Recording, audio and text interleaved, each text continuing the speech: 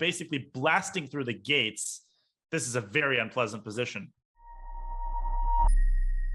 Game 1 in the books, and now it is time for the Grand Prix final. Game 1, rapid recap. Ketty, this was an epic game. We could probably spend hours, we just have spent hours delving into the details, but now let's take the higher arching view and let's quickly discuss some of the key moments in the game. The opening, which was an anti-martial, very, very common, Aronian's main line, and things went really comfortably from Aronian, really from the very beginning.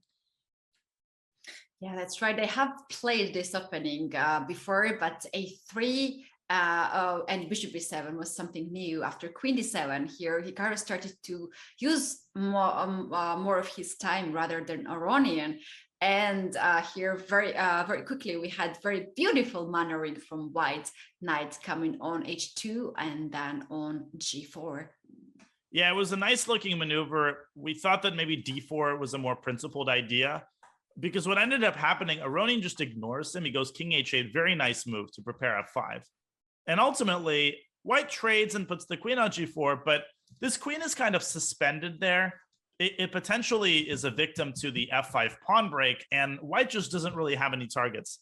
Now, after a4, Ketty, b4 was an amazing decision, and it was based on a very strong pawn sacrifice. Bishop d8, knight takes b4, and now f5, basically blasting through the gates. This is a very unpleasant position. So Hikaru was forced to drop the knight back, and this gets unpleasant for white. It was really unpleasant here. Black still keeps this boost g6 f5 on the board. He goes with queen d8, and we love this move, as now Black has an option to bring this bishop from b7 to c8 to hit the queen on g4, which is a little bit stuck over there. There's also knight free to jump over on c5 or on d4, and we were traveling through all these lines where those two squares were really, really big for white. So because of this, here white made a decision to play c3 to open up the queen side a little bit and control the central d4 square. Right, but the downside of this move is that it weakened the d3 pawn, and it didn't take Aronian long to exploit it. He goes g6, Hikaru trying to transform the structure of bishop d5, Aronian saying, okay, I'll take it. Now he goes knight c5, and there's that weak d3 pawn. Here we thought that queen c4 would have been probably the best way to defend it, although e4 still looks incredibly nasty. Here, Ketty, Aronian, Hikaru had a pretty crazy resource. Knight g3, e takes d3, bishop e3, and then he wins back the pawn, but not very human. And Hikaru ended up going bishop h6. Aronian takes on d3, hitting the rook. And after the liquidation, Black is up a healthy pawn. But Hikaru, this was his idea. He swings his queen to c4 and basically says, well, I've got an attack on your queenside pawns. And the next part of the game, Aronian handled very well up until the critical moment, especially the next move. Yeah, the next move, which was, you were referring this move from Black, Aronian went for it, and the strongest move in this situation, as this queen from a8 not only guards a6 pawn, but also hits on d5. And for instance, if white takes c7 pawn, we're gonna see queen coming on d5, threatening queen d2, and this is way better situation for Black, as Black's pawn can be pushed forward d5 and e4. Right, and instead they both got their rooks to the b file, and right around this moment, so h5, this is all normal, both sides improving their position, but after a5, this was the most important moment in the whole game. We thought that in order to keep making progress, Aronian had to reposition his rook to c8 in order to prepare the c6 pawn break, or even c5 in some positions. First, he can play f5 to dislodge the knight from e4. The reason is that he has to activate his bishop. He has to get white's pieces off of their dominant post. And instead, Levon playing a move that looks good on the surface, queen a7, improving the queen, but it lets Hikaru shut him down. g3, now Levon can never go c6, Ketty, and there's just no way to get white's pieces, particularly white's queen and rook, off their incredibly dominant post. And what makes this worse is that anytime you trade, which he did, now white has the possibility of creating a very dangerous passer with b4, b5.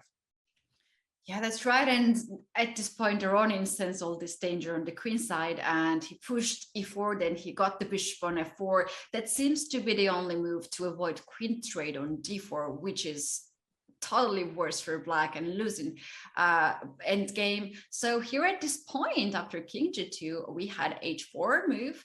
Aronian tried to expose the king side, but after that in king f7, which is a little bit inaccurate move, we had f5, and it's white who's exposing king side of the black structure. Yeah, weakening some pawns, Hikaru giving back the pawn, and now going b5, here it is, creating a passer, and Aronian didn't want to cooperate, instead using the last opportunity to weaken white's king with e3.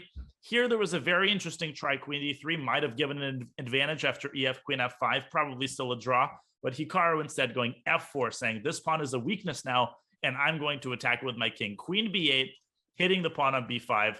This is a very complicated endgame. We could spend a long time talking about the subtleties, but instead, let's get to the critical moment. In this position, Hikaru threatens a6 and queen b7. He wants to promote the pawn, so Aronian gives away his e-pawn. The point is that white cannot stop the black queen from infiltrating to g1, where it will inevitably give a perpetual to the white king. And essentially, that's what happens. Hikaru tries his best to shelter the king underneath the knight, but ultimately, Ketty, Aronian, I think, found a very classy draw with bishop g5. Yes, he goes in a draw with attacking and with active move. Now he's hitting knight on d2 with a check, and the b pawn goes all the way attacking the queen. After queen f5, he came up with this idea to get on g1 square with queen a3, and here we have this draw. Yeah, we have a perpetual 2 queens on the board for white, but king f1, queen takes h3 only asks for trouble, so Hikaru, nothing better to do than to take the draw. A fair result, an excellent game, not without mistakes, and Aronian going to be a little bit angry at himself, probably for missing a couple of chances when he was up a pawn, but by and large, high quality chess. It all comes down to tomorrow's game, and this was your Grand Prix final, round 1, rapid recap. What a game, Dania. Here we have the tension is still there. Tomorrow we're going to have the final of the Grand Prix first leg. Still 13 Grand Prix points is on the table and 24,000 euro, and the title and the prestige and everything. Both of them really want to get that one. Absolutely. Tomorrow's round starting at exactly the same time, 6 a.m. Pacific, 9 a.m. Eastern. Make sure, you can't miss it. It's going to be epic.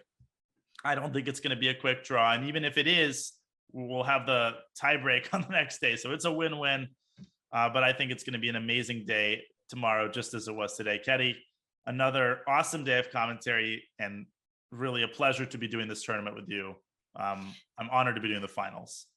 Thank you so much, Dania, for joining us after such a tense weekend at Rapid Chess.